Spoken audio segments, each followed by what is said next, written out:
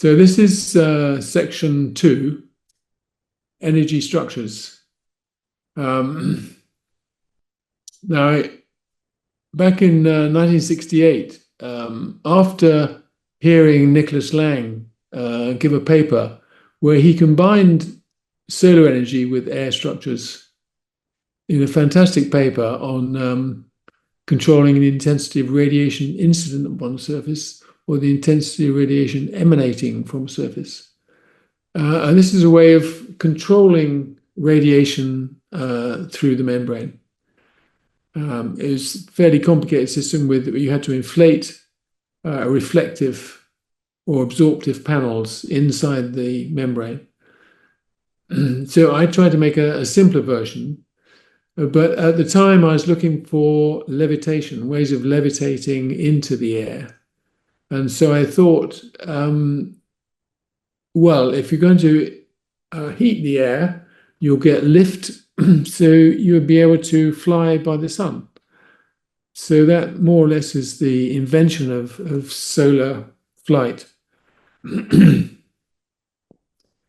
Different from flying by solar panels, photovoltaic panels, for example, or the Montgolfier by the burners, fuel burners. So this, again, uses no fossil energy. It's flight by the sun without fossil energy. And being fairly young, I thought a very ambitious idea would be to provide all the energy of the world by using a system of rafts around the world to collect energy, harness solar energy, and produce water, shelter towns or crowds, and have a global grid of rafts that converted solar energy into usable electricity or heat. And this section is more or less how that was realized and the history of how it was realized. And one has to say, against the interests of the secret services, which I knew nothing about. But I've become convinced that the problem of the secret services and the fossil industry is that because they had to work together in security issues in Northern Ireland, particularly in the 70s, then they formed a working relationship which gradually changed into being a commercial competition instrument for competition to fossil fuels and to slow down the introduction of renewable energy. So this is basically what happened. In 72, I was invited by President Allende of Chile to fly Desert Cloud in the Atacama Desert. And the ambassador, Chilean ambassador to Britain, arranged for me to attend the Sun in Service of Mankind conference in Paris in 73, where I heard all the technologies for solar energy. And of course, Allende was assassinated in 73, so the project couldn't go ahead. But it was realized finally by Thomas Saraceno when he flew a balloon, a hot air balloon in the Atacama Desert in 2017.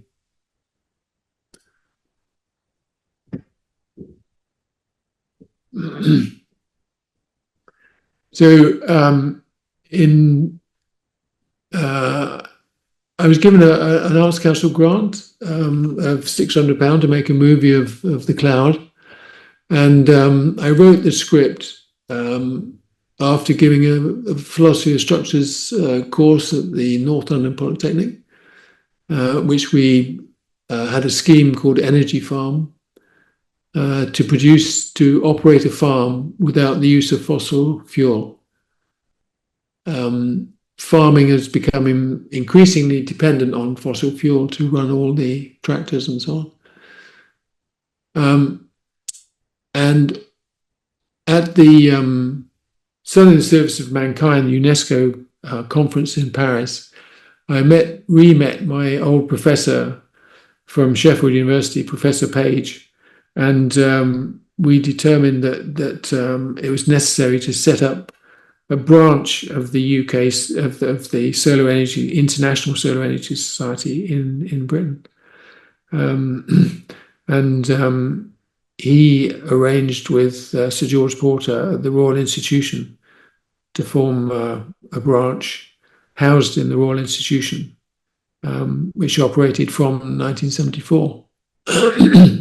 And so I was listening to the best technology and science of solar energy and writing the script for Desert Cloud.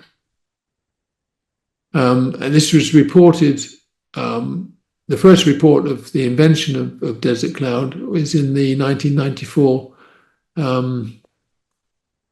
thesis of Björn Nilsson from Sweden, where he records that that was the first patent on a water condenser, atmospheric water condenser.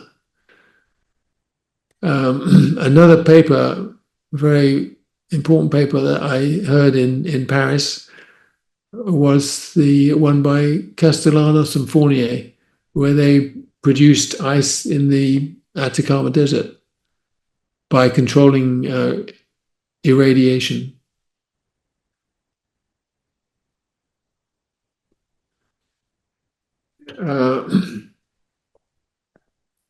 This is the student project, that report we produced in 75. The project was set in 73. And as recently, it's been confirmed that farms could extract carbon from the atmosphere at the current rate of carbon emissions around 40 gigatons. So the role of farming, as the fossil industry transitions into renewable energy, is crucial.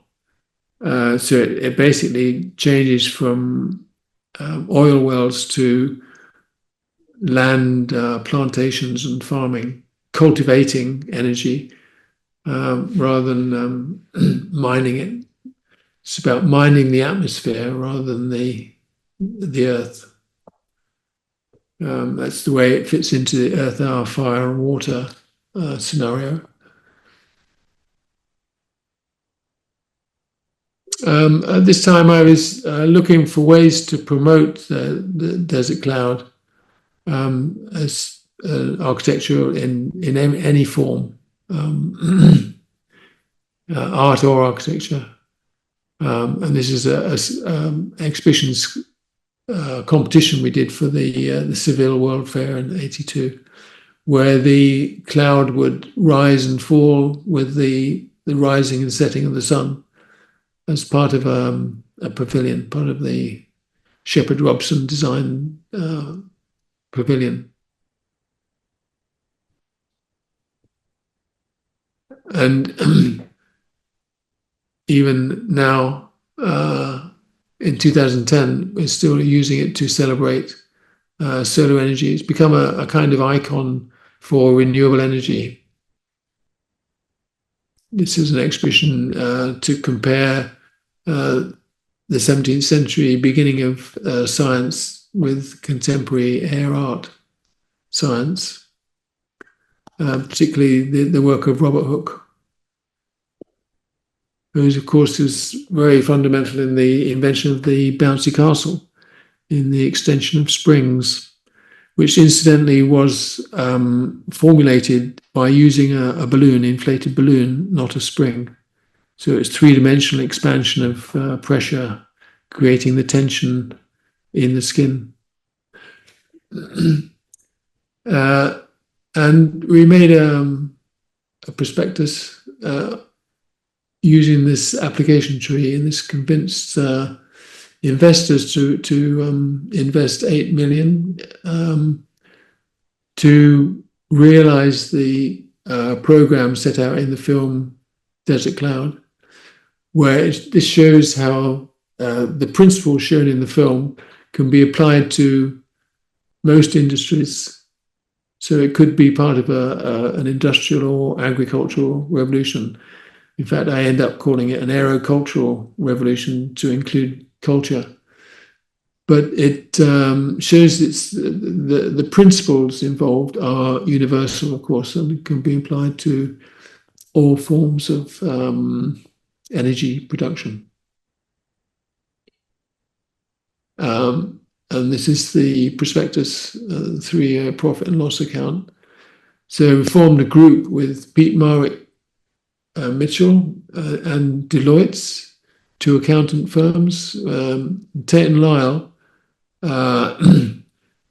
who I'd been introduced to by Lord Shackleton, who was head of energy and technology in the House of Lords, introduced me to his counterpart, head of energy and technology for the Conservatives, Earl Jellicoe, who was at the time the head of Tate and Lyle. So he formed a company, Atmospheric Industries, with Ove Arup and Davies Langdon and Everest as a joint venture, which is more or less a dream team to sell greenhouses in the desert. As the desert produced water from the atmosphere, you could grow twice the number of tomatoes per acre or other vegetables in desert climates.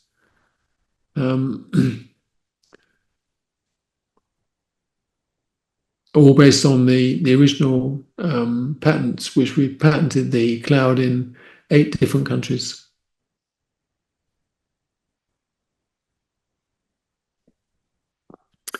This is a statement from the solar-powered air structures proceedings of the UNESCO International Conference on Solar Building Technology in the RIBA in 1977, where I was promoting the idea of buildings themselves becoming part of energy production. In the transition from fossil to sustainable, using all the science, patents, law, in other words, integrating into industrial reality, and not only as an artwork.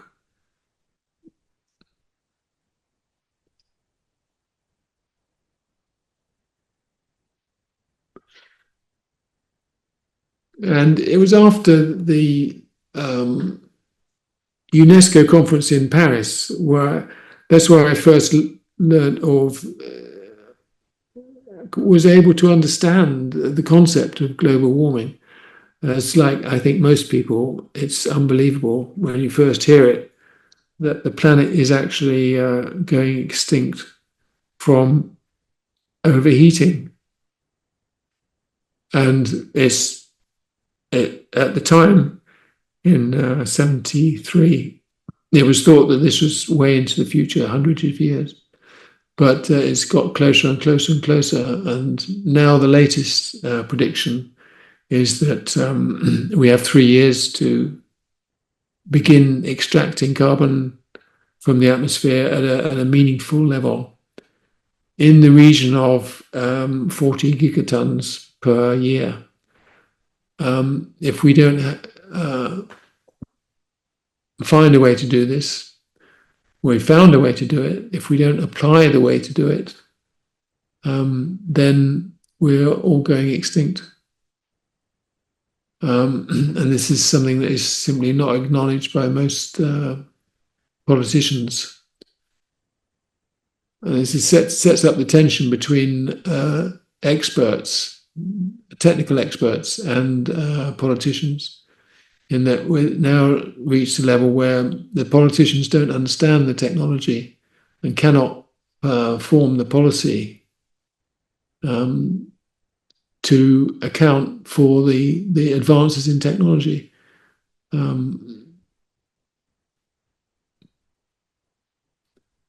So just by applying the principles in desert cloud alone, then it could reduce and reverse global warming. And this has been true since the 70s and way before, of course. Global warming has been known since the middle of the 19th century. It was first pointed out by an artist, a female artist, who gave a paper at the American Academy of Arts and Sciences. It had to be presented by a man, of course, but she showed the difference of when you put a canister of air in the sun or you put a canister of carbon dioxide in the sun, and pointed out that adding carbon dioxide to the atmosphere was heating the atmosphere. And then the Nobel Prize winner, Arrhenius, wrote a paper in 1898 calculating that if you double the CO2 in the atmosphere, you would get a 4 degree centigrade rise in temperature,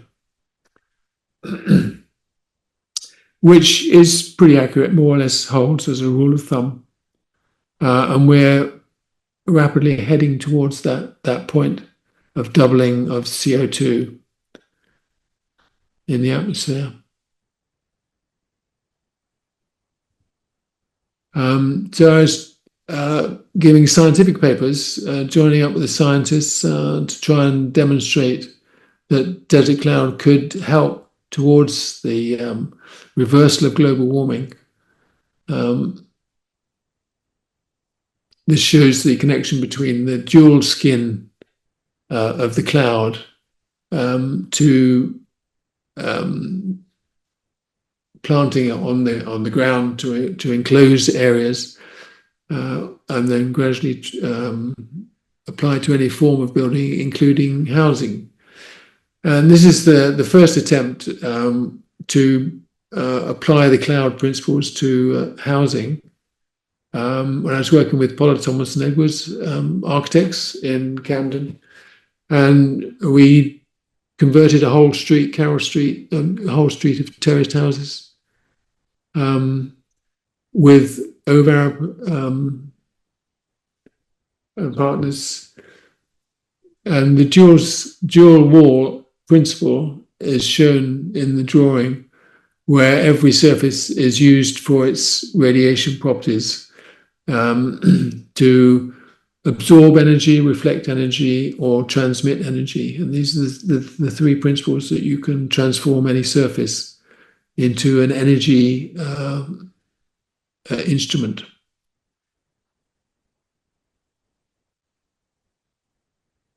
Unfortunately, this when it was on site, in fact, the chief architect, I think, of Camden came around and was looking at what the architects were doing in the department, and one architect proudly explained all this, and he closed the project down immediately, took all the solar devices out of the project on the grounds that it would be using public money to experiment on the public, which is quite an extraordinary attitude and response, and can only fit into a bias against the use of renewable energy. And one has to say on behalf of fossil energy, so that we'd have to continue the use of solar energy. And I think this is the real problem that's happened when the whole profession of architecture could have got heavily involved. And there are many, many demonstration projects where architects have been involved in solar energy. But as a profession, it's gradually moved away to pure form rather than energy structures. And you have to say that this is one of the reasons we're still in the position we are, due to the predominance of buildings in the use of energy and the production of pollution. This is another conference. Basically, I spent many years traveling the world and going to conferences, explaining the technology, demonstrating what could be done with the technology. This is explaining the cooling effect of how air structures could be used to cool buildings as well as heat them. By using membranes that differentiated for wavelengths between 8 and 13 nanometers.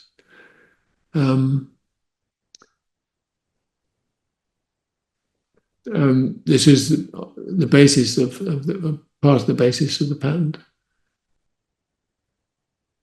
And the patent, of course, is another issue. This is how I got involved in law.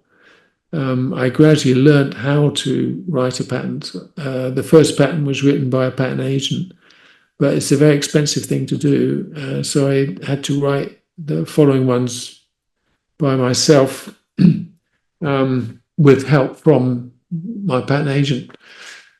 But it's a very effective system for protecting ideas, but it's not very effective in terms of getting them produced, because it's a very complicated process to get a patent, which it should be rightly. It has to be shown that it's never been done before, which requires a lot of searching to find any prior art, as they call it.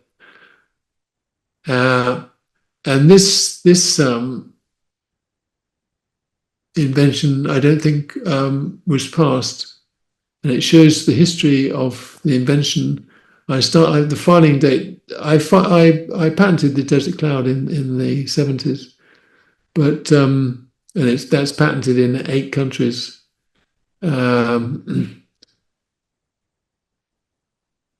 But this filing date was 1987, and the Court of Appeal ordering the dismissal of the case was in 1997. And this was for a specific improvement to desert cloud by using this selective radiation transmission between 8 and 13 microns. Which I had the world's leading experts saying they wish they'd thought of it as an idea. But in the end, after a 3-day hearing, I think it was, against a top barrister, the judge said in his final judgment, well, we all know there's no water in deserts. That's why they're called deserts. Which encapsulates the real problem with technical ideas in courts. And Lord Neuberger, I've discussed this with him, has given a paper at the Royal Society on the problem of technical ideas being judged by non-technical judges. And he says it's a very serious problem. They shouldn't be asked to make judgments on technical issues. There is a way of presenting technical information to the court, which does overcome a lot of the problems, but it still remains a huge problem, and it's very current as an issue with AI, for example.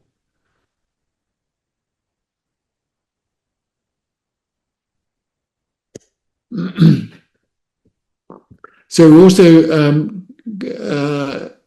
in about 74, I met Princess Elizabeth of Toro in London, and she was the National Resistance Army delegate to London. And we were just having conversations about development. And at the end of the conversation, she said, would you mind putting what you've just said down on an A4 sheet of paper? Which she sent to President, not President then, but sent to Yoweri Museveni in Uganda. And I got an invitation to go out and visit Uganda uh, in 86, 1986. So I probably met Elizabeth in the 80s, early 80s. Um, and this is the one of the villages in Luwero Triangle where the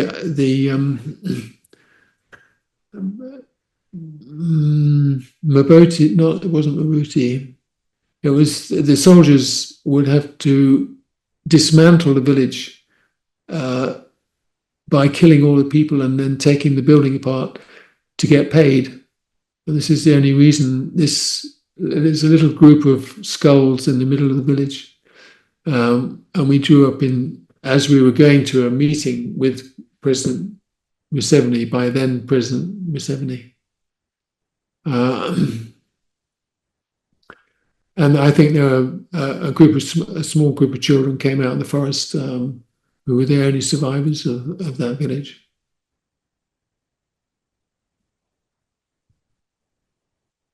This is the meeting with Museveni. Here he is in the white shirt meeting the ambassadors from the various countries. But it was in the Luwero Triangle as well. To bring home to the dire state of the country. And there was absolutely nothing left in the coffers, as he said. We did a program for the development of Uganda uh, by leapfrogging industrialization to the digital age. Uganda has no sea connection, so it's ideal for developing small scale digital technology rather than going into industrial power production using any fossil energy. We called it African Knowledge Base.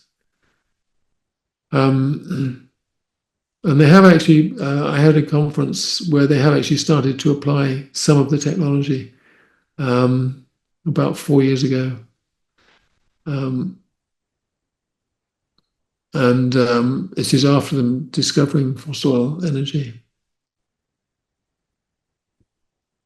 But due to the very privileged position I was in with being shown the country by Princess Elizabeth, I was able to attend this ceremony of the handing over of sovereignty to the new king by this what's called the spear ceremony, handing the spear, which became very significant in Lacanian terms. The handing of the spear, the handing of sovereignty. It's the illustration of power being created from nothing. It's by a symbolic gesture.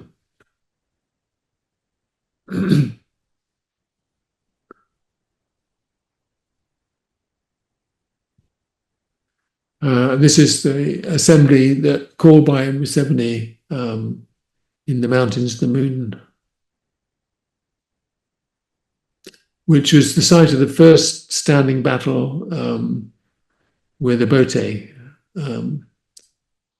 where it was obvious that Museveni was going to win. But this is the state of the infrastructure, which was very basic, to say the least.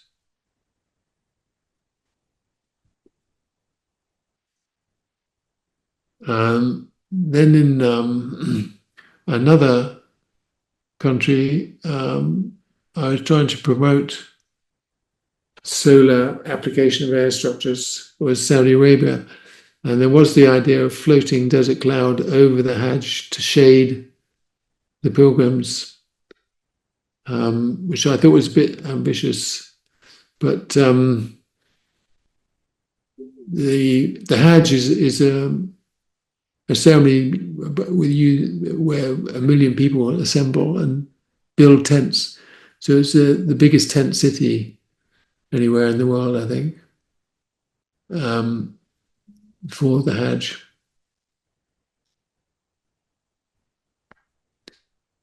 where they were building the infrastructure and carving out the mountain to create the site for the Hajj. And the basic problem is shade, as these vast areas of walkway with no shade. So everyone got in their cars and formed 14-hour traffic jams to go what could be walked in 3 hours, 2 or 3 hours. So we proposed a Hajj walkway shade structure. That's an early computer drawing where we're still using the analog modeling techniques as well as the computer modeling techniques. These computer techniques have, over the last 30, 40 years, have changed from to computer analyze an air structure in 1970. It took 3 months, I think. But now it's interactive on screen. But it has taken 30 or 40 years.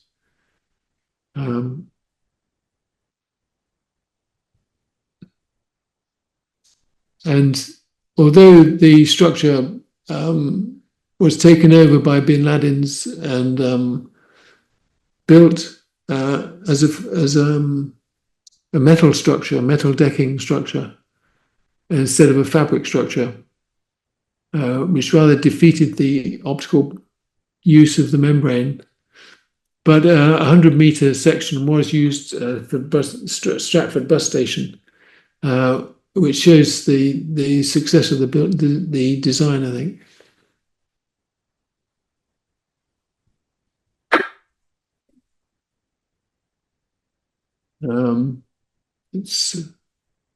But you can imagine the Hajj walk this 7 kilometers of the Hajj walkway. But they built the metal decking one for 7 kilometers. But they had to put extractor fans in on each of these masts to cool the pilgrims. Whereas this is self-air conditioning, which worked very well in Jeddah Airport, using the same technology.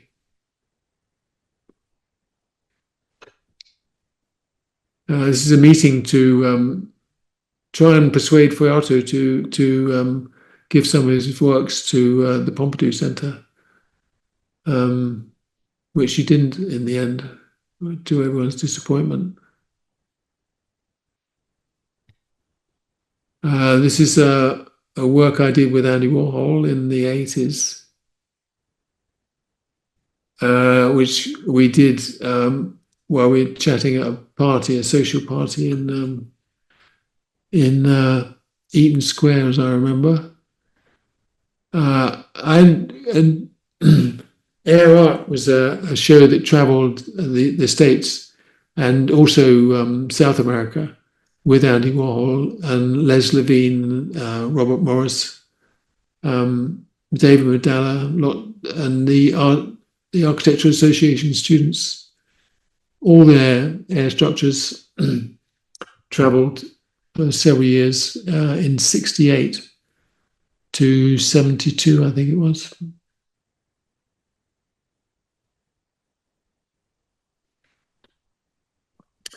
The other place I was invited to apply the principles was to in Brunei at this conference, integrating tourism with biological production, the design of ecological developments. I have to say that Brunei should be given a medal for the protection of the rainforest. They've managed to preserve their rainforest, whereas if you look at a satellite map, you can see the change from light green, where the rainforest has been logged, to the dark green of the Brunei forest, which shows the outline of Brunei.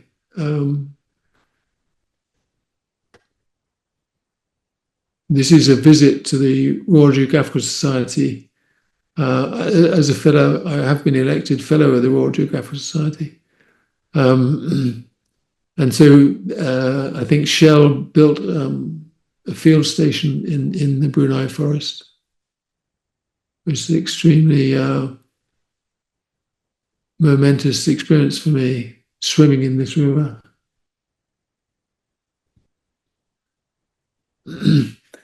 And then I asked the Sultan of Brunei for 10 million. He gave me 10 million with Paul Keeler, who had designed a follow-on from the World of Islam Festival Trust, that then become an idea for establishing a cultural centre in the university. Originally, it was going to be on King's Cross, then it was going to be on the site of Channel 4 television. And I managed to persuade the Senate and SOAS. They agreed to use a bomb site, one of the last remaining bomb sites, to build this Islamic centre with a Islamic garden in the roof garden. And it has this rather curious notice on the side, which we'll go into later.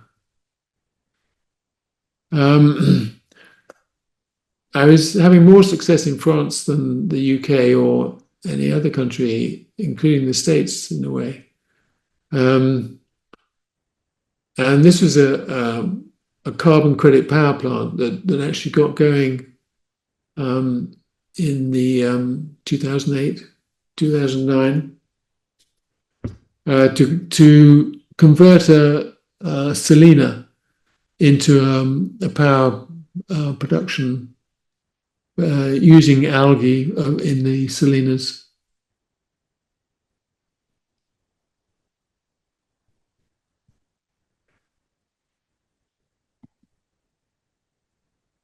This shows one of the salinas with a version of desert cloud as sea cloud installed in the salina to simply convert into high production of algae, which could then be converted into all sorts of other feedstock chemicals.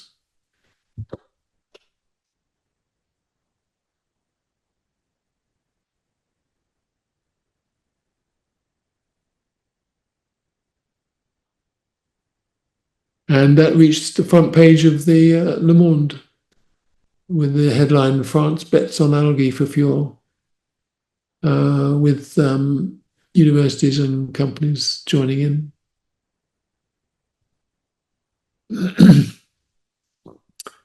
But by 2020, nothing much had happened, basically.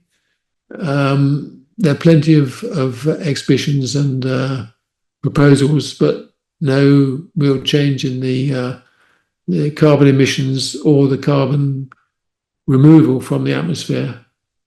And this is more or less a manifesto in 2020, with the realization that we'll probably go extinct at the rate we're going, as we have about in 2020 there was predictions from the international scientific community, which has extremely sophisticated models of the extinction and are very accurate models and are predicting very well what is actually happening. We see it every day. Is remarkably close to the predictions that were predicted 20, 30 years ago, 40 years ago. And now we've come to the point of no return, where it's calculated within plus or minus, I don't know, 5 years, where each point of the planet is going beyond the point of no return. And that is the point at which there is no possibility of recovery. And the first point that's been designated the point of no return is Greenland, where it was always thought that the surface ice was melting and forming these rivers on the surface, which formed what they call moulins going through the ice sheet, hitting the bedrock and flowing out to sea. But a couple of years ago, a scientist went down into one of these moulins and discovered that the water wasn't going straight down through the ice. It was forming multiple channels into the ice, forming lakes, internal lakes to the ice sheet. So in other words, transporting warm water into the interior of the ice sheet. And there is simply no way this is going to reverse, even if we get rid of global warming, in other words. The warmth of the warm water embedded in the ice sheet will melt the ice. So Greenland ice sheet is there's no way of stopping it disappearing. And if this happens for a number of phenomena worldwide, then the whole planet goes extinct. I was talking to James Hansen. He's head of NASA. I think Reagan tried to sack him, or was it Bush? And the whole of NASA said, if he goes, we go. So they just closed down some of the solar energy research. But he was saying that it's not just a crisis that will pass. It's a crisis that is the end of life in the universe, because the heat continues to rise until it gets to the planet Venus. The same planet Venus is roughly the same proportion of carbon, but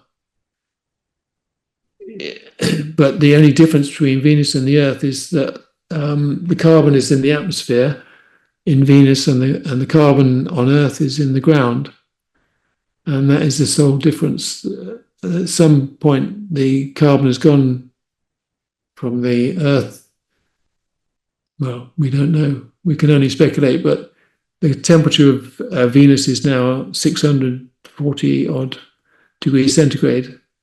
And so there's no possibility of life on Earth. And this is very important to mention, that we're now discussing whether this is going to reach the point of no return within the next 3 or 4 years. Has just been announced, the latest scientific report by several hundred scientists has said we have 3 years to keep the planet under 1.5. We've reached 1.5 degree plus last year, 2024.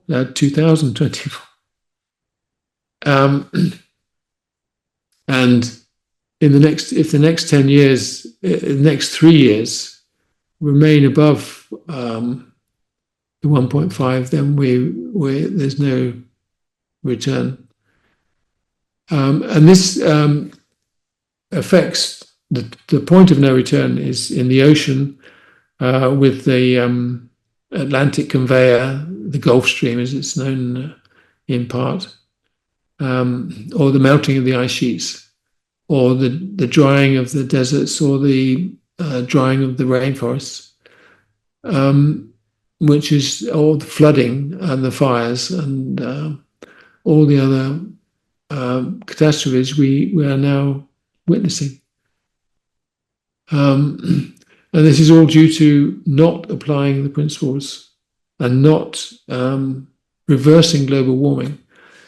And as I say, this is a work in 2020 where we're trying to demonstrate how easy it is to reduce the carbon in the atmosphere. The technology is now known.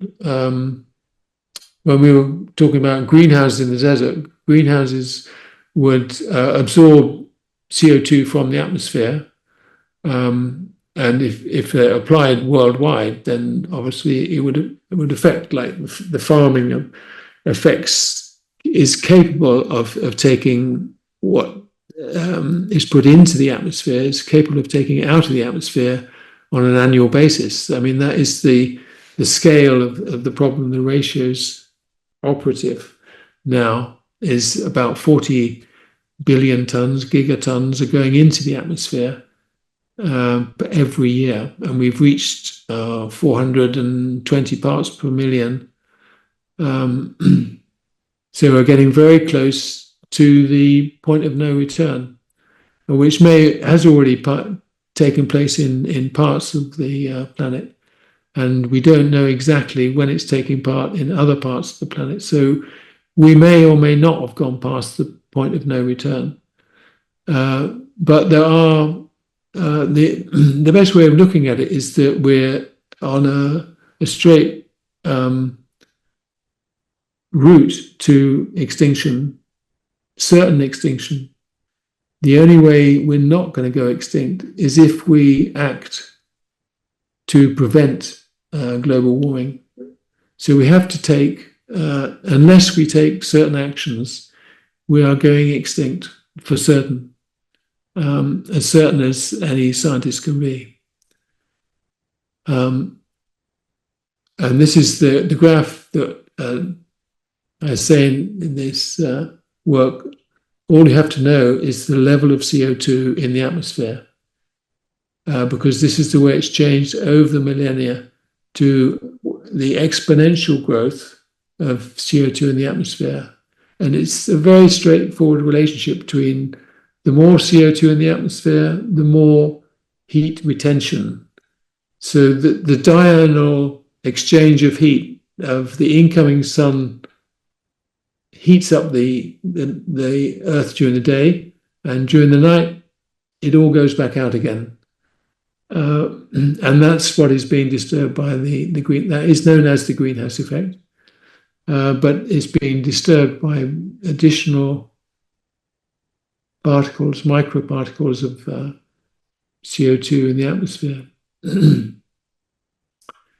So it's a very gloomy scenario, but it's not impossible. And this is a quote that a company which is now very successful is operating at the Glastonbury Festival, and it sold 500 units to Qatar, or Abu Dhabi, sorry. It's an invention for taking the carbon out of the atmosphere. Originally, it was by adding a catalyst to an oven and introducing a condenser, a metal rod of some kind, and just taking it out. The carbon, pure carbon, would form on the condenser, and you could simply wind the carbon out of the atmosphere. So this work had a roll, which you're just rolling the carbon out of the atmosphere, and it's a continuous process. They're now taking per unit, a 40-foot container can take 150 tons out of the atmosphere per year. Well, you have to divide 40 billion by 140 to get the idea of the number of containers you have to sell to balance the emissions of carbon to the absorption, the removal of carbon from the atmosphere. And so we obviously need to use all the technologies that we have, and some of them are extremely simple. For example, as I quoted earlier on, if all the farmers, or half the farmers on the planet, stopped ploughing, we'd take 31 billion tons of carbon out in the atmosphere simply by the existing plants carrying on growing, absorbing the CO2 and taking it from the atmosphere. So that's to give an idea of the ratios that we're talking about.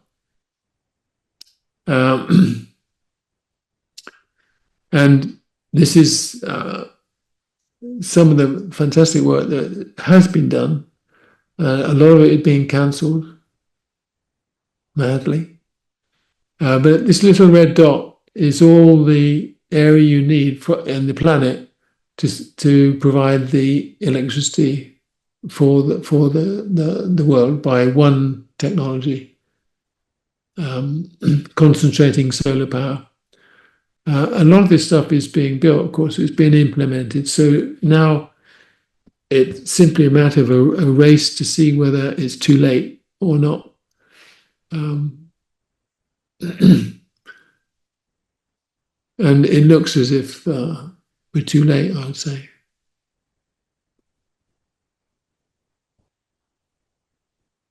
In the meantime, the art world accepts my work. This is a work with Leonardo da Vinci, so I was hanging on the same walls as Leonardo da Vinci as an exhibition of the 100 environmental artists of all time. It's very satisfying to be in the show with a lot of my friends, including Buckminster Fuller, Gustav Metzger, John Latham.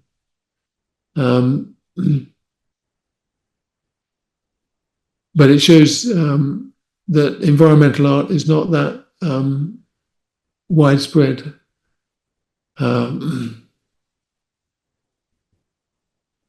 And a little drawing to be on the same walls as Leonardo da Vinci was extremely satisfying. And the proposal now is to have an exhibition.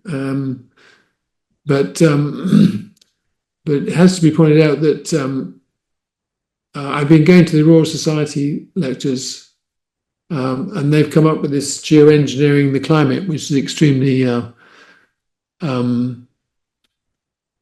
profound document as showing the technologies of how it can be done and how urgent it is. But scientists have been unable to persuade the politicians to act. And I was invited by the European Commission to visit their research centre, the joint research centre at Ispra in Italy, with 20 or 30 other artists. And they simply said, this is not a cosmetic exercise. We're inviting you here to ask you to make artworks that will convince politicians, to do something about climate change, to reverse global warming. Because we have all the technology, but it simply lies on the shelf. And no politician is making the policies required to reverse global warming. I'm surprised that China hasn't come out to say they're saving the world, because they're the only people who are doing serious stuff. No, I wouldn't say that. They're not the only people. There are some fantastic work going on. As I say, it's a question of whether it's too late. The Rocky Mountain Institute, for instance, Amory Loving's produced a report to say that the conversion to renewable energy is now so embedded that we will save the planet.